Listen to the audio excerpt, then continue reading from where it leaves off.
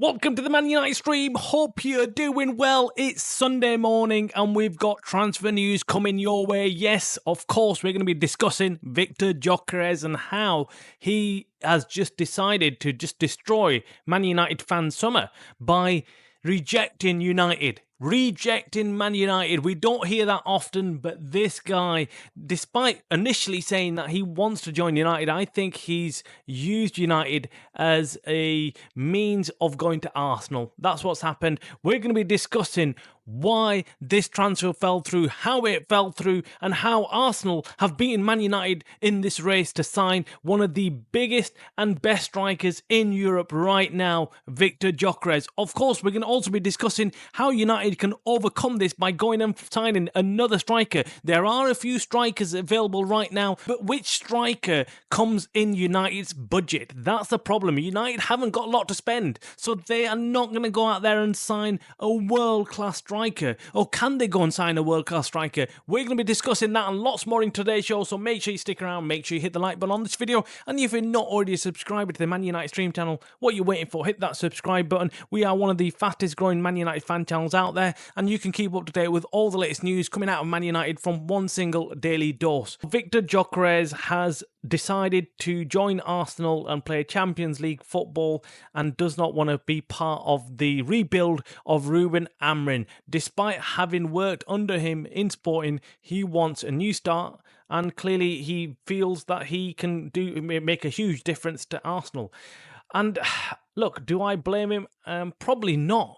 Probably not. If I was in his position right now, I think Arsenal looks like a lot more secure. It's just a secure place to go to, right? Isn't it? Because they've got a structured team. They've got very good players at the moment. They've got a stable manager, stable position in the league, and they've got Champions League football. And they'd had a very good season last year. So the trajectory of Arsenal is going in the right way. It's going up and up and up. They've had a better season than they did last time, and I just feel like they're a lot more closer to winning the Premier League and the Champions League. And yes, what were they missing? They were missing a star striker last season, and Gyökeres would fit perfectly in that puzzle and complete the puzzle for Arteta.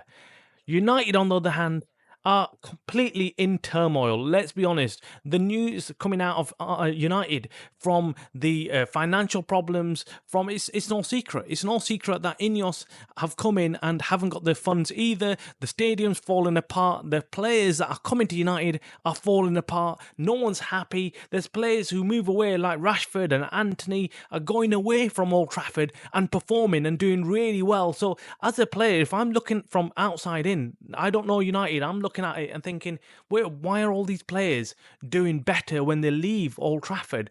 Why? Why are they more happier? What is going on with all of this? And it's quite simple, that the structure at United, the environment at United is not conducive. It's not good, and it causes players issues. Hence why, Gyökeres probably looked at that and thought, no, I don't want a piece of that. I want to go to a club that's flying high. I want to go and be guaranteed some trophies. I don't want to waste my peak years just sitting around trying to improve a team that might not improve. Why do that when I can go into another club and win some trophies? And we've got to accept that as Man United fans. This is what we've got to accept, that United are not in the position that they used to be because of the ownership and because of other things that the ownership have done. And we've got to accept that. We can't paper over the cracks by making one or two big signings and thinking, right, this will work out. We've been doing that for a long, long time. How many top players have been bought into United and then screwed them over? This is the biggest problem with United we've got. And until we don't fix the foundations of this club with the ownership and everything else, we're not going to go and improve in the league and go and win something. That is the reality of it. So Ineos, what's going on with you? Why haven't you bought the club off the Glazers? You told us when you came in that you were going to buy the club. What happened? What happened to that? And where's the pressure from the fans? Why are the fans not complaining, saying, we want the Glazers out? We want this debt to be gone. We want to actually be able to go out there in the transfer market and buy players and outbid other clubs. Why? Why are we in a position where we're in debt and we're going to be put into even further debt by the Ineos plans to build a new Old Trafford? Who cares about a new Old Trafford when we can't go and play good on the field? We can't win matches. There's no point finishing, bottom half of the Premier League and having a new brand spanking new stadium. Do you get it? It just does not make sense to me. Drop your comments below on what you think about the problems at United and why Gyökeres decided to move to Arsenal. What is the number one reason why Gyökeres has chosen Arsenal? Is it Champions League football? Is it something else? Drop your comments below. Moving on from Gyökeres, how do United now fill that void of a striker? Yes, United are still working on this transfer deal for Brian Mbeumo.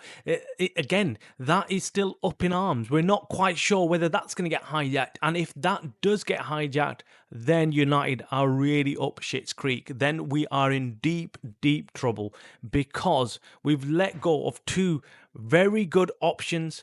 And what we're going to do? What are we going to do? There's not many strikers left out there in the market right now that are willing to move. The only realistic option that we've got within probably our budget, possibly in our budget, is Victor Osimhen, the other Victor. Yes. Can we go out there and pull a move on Victor Osimhen and bring him to United? I'm not confident. I'm not confident. From what I've seen and heard, Victor Osimhen was ruled out very early on by United as not fitting in with the way United want to play and not fitting into the characters they need at United. There are other strikers that have been mentioned like Matete. He could suit United. I think United need to just simply go and get players who they can afford. Number one. We can't be looking at Osimhen's and players like that where we're going to literally make one bid and then get priced out of it. That's the problem. We can't go in there going for a max budget and then getting priced out. We need to be more realistic, go for someone cheap, someone who can really grind out wins for us. That's what we need. We need workers, we need grafters. We can't go out there and sign superstars. Unfortunately, this summer we can't do that. Let us know in the comments below what you think. We'll of course bring you further developments as and when we get them. What are Man United's next options? What targets? We'll be bringing you that news as soon as we get it. So make sure you hit the like button on this video and make sure you subscribe so you can keep up to date with all the latest developments. You're watching the Man United Stream channel by the fans for the fans.